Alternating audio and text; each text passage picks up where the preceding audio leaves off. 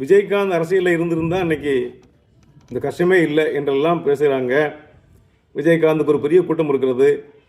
நான் பிறந்த எந்த ஊருக்கு கூட போயிருக்கும்போது விஜயகாந்துக்கு கோயில் கட்டியிருக்காங்க. அங்கே கோயில் கட்டி முதலாண்டு குரு பூஜை என்றெல்லாம் வால் போஸ்டர் பார்த்தேன். அந்த மாதிரி அன்னதானம் பண்ணுறாங்க. விஜயகாந்த் நல்லவர் தான், நிறையா காரியம் பண்ணார். முதல்ல ஜெயலலிதா அம்மையாரை எதிர்த்து அரசியல் பண்ணக்கூடிய தைரியம் அவருக்கு இருந்தது. அவர்களை எதிர்த்து சட்டமன்றத்தில் எதிர்த்து பேசுவார், காட்டமாக பேசினார். ஜெயலலிதா அம்மையார் ஆதரவோடு 26 எம்எல்ஏ உண்டாக்குனார்.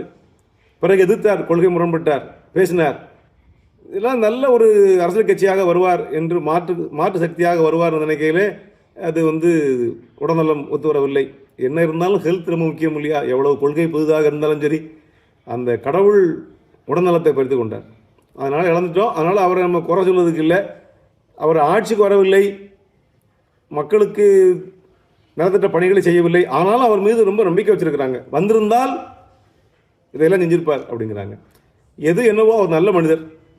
முதல் அடிப்படை விஷயம், பார்க்க வர்றவனுக்கு சாப்பாடு கொடுப்பாருங்கிறாங்க. வேறு எங்கே கோடிக்கணக்கான ரூபா கொடுத்தாரு, லட்சக்கணக்கான ரூபா கொடுத்தாரு, கோயிலை கட்டினாரா, குளத்தை கட்டினாரா, மரத்தை வெட்டினாரா, மரத்தை வச்சாரா, அதெல்லாம் கூட இல்லை. சாப்பாடு போடுறது மிகப்பெரிய புண்ணியம். பசி, அவரை பார்க்க போனேன், காப்பி வாங்கி கொடுத்தாரு. அவரை பார்க்க போனேன், சாப்பிட்டு போய் சொன்னார். இப்படி ஆட்கள் இன்றைக்கு எல்லார் மனசும் இருப்பாங்க.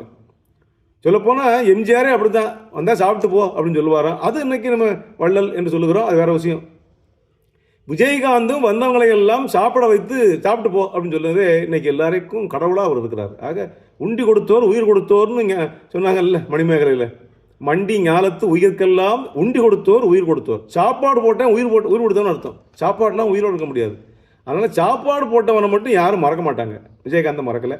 இந்த நேரத்தில் ஒரு செய்தி, நாங்கள் சின்ன பையனாக இருக்கும்போது பியூசி படித்த காலம் நினைக்கிறேன், 1982 அந்த மாதிரி காலகட்டத்தில் இலங்கை பிரச்சனை ரொம்ப உச்சகட்டத்தில் இருக்கிற போது, இப்போ எனக்கெல்லாம் அதை பற்றி ரொம்ப விழிப்புணர்ச்சி கிடையாது.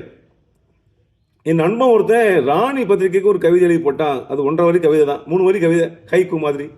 அந்த கவிதை என்னன்னு நான் சொல்ல தெரியும், இப்போ ஞாபகம் இருக்குது, ஆனால் நான் சொல்லக்கூடாதுங்க இருக்கா அப்படின்ட்டேன். அந்த கவிதை அதை படித்து பார்த்துட்டு பல பேர் படிச்சிருப்பாங்க. நடிகர் விஜயகாந்த் அப்போ பிஸியாக இருக்கிற நேரத்தில் ராணியை வாங்கி அதை படித்து பார்த்துட்டு, இந்த கவி எழுதின பையனுக்கு 25 ரூபாய் நன்கொடை அனுப்புங்கள் என்று உதவியாளரை சொல்லி நான் மணி ஆர்டர் மூலமாக நண்பனுக்கு அது சேர்ந்தது. அந்த காலத்தில் அது எத்தனை ரூபாயே தெரில.